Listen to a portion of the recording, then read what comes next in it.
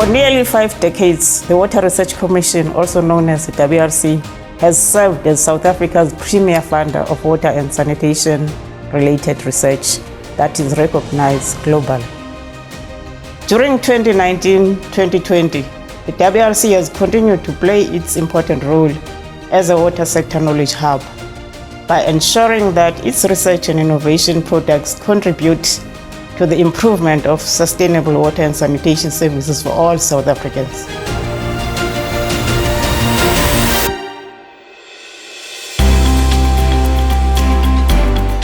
The 2019-20 year has been most interesting. Just when we thought we could have a sigh of relief getting over the prolonged drought on the one hand and the unrest in the higher education sector on the other, in the fourth quarter we were plunged into the global COVID-19 pandemic. And as a responsible science and technology institution, we took our place in the fight against the COVID pandemic, launching a series of information sheets to empower people around how to deal with it, and a series of COVID-19 related science-based webinars aimed at sharing knowledge and exploring effective solutions and mechanisms to supplement the government-led measures for mitigating against the spread of the virus. The Commission also launched, pivotally, the COVID-19 wastewater surveillance program with sector partners early on in this current financial year, including the universities, the NICD, the WHO, and of course the Department of Health. Our performance highlights include the fact that the WRC initiated 92 new projects in the various disciplines in water and sanitation in the WRC. And over the past 5 years, together with this very productive community of practice, which is currently rated in the top 20 in the world, we completed 480 research projects, ensuring a continuous contribution of new knowledge to the sector. The studies include microplastics and their occurrence in water sources, including freshwater sources, organizing to utilize human waste in a much smarter way, for example through the biobricks made from human urine, and projects that guide the implementation of safe water reuse in our municipalities to increase water security. During this year, the WRC projects led to 44 new innovations, technologies, or services that could be used. And we further invested in 18 other innovations to take them past the initial stage, proof in laboratory, and out into the market. The innovations are evaluated through smart programs like SASTEP, and this is in partnership with the Bill and Melinda Gates Foundation as part of the global program of Reinvent the Toilet. And we want to fast-track the adoption of the innovations and emerging sanitation technologies in South Africa, in Africa, and the world. Another pivotal program is called WADA, done in partnership with the Department of Science and Innovation, to evaluate the products that are coming from various spaces to better prepare them for the open market. We, as always, have a very strong emphasis on building research capacity in South Africa and supporting several related capacity building initiatives, such as hackathons and youth events. The WRC in the 2019-20 year supported 362 students in their studies, and I'm happy to say that 344 of them were in the master's and PhD domain. We also spend a lot of effort to train and mentor new research leaders, and have had tremendous success in this regard. As we sit, we have been able to demonstrate in the 1920 year that 60% of the research leaders on the new projects were in fact from the designated groups, and most younger than 50 years old. And this is an important part of the transformation.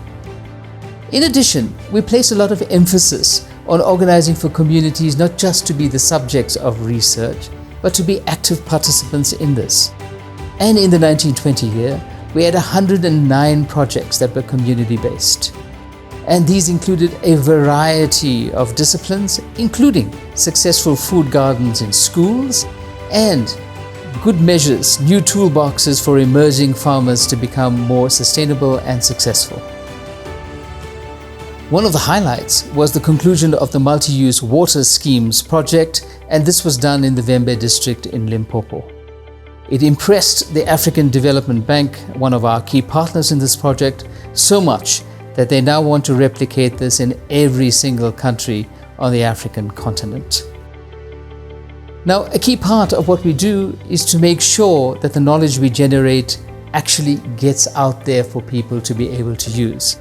To assist this, we had 18 dialogues in the year, 2 summits, and 28 workshops, maintaining and enhancing our status as South Africa's hub for water-centered knowledge. The WRC hosted its 4th biennial symposium in September 2019, themed Innovation in Every Drop. The symposium was a great success, and it attracted the largest number of participants since its inception in 2011. The symposium provided a platform for learning, sharing, engagement for policymakers, researchers, innovators, and funders. The WRC has made great strides towards growing its international partnerships. A highlight in this regard was the development of the WRC African Engagement Strategy to ensure value add and positioning of WRC as a key African knowledge and innovation partner.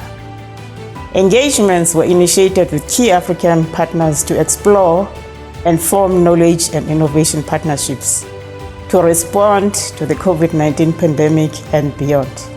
And 2 pivotal African partnerships that we've had this year is with the African Academy of Sciences and with WaterNet. The WRC managed to maintain its financial sustainability, as reflected in its positive net asset position of some 121 million as at the end of 2019-20.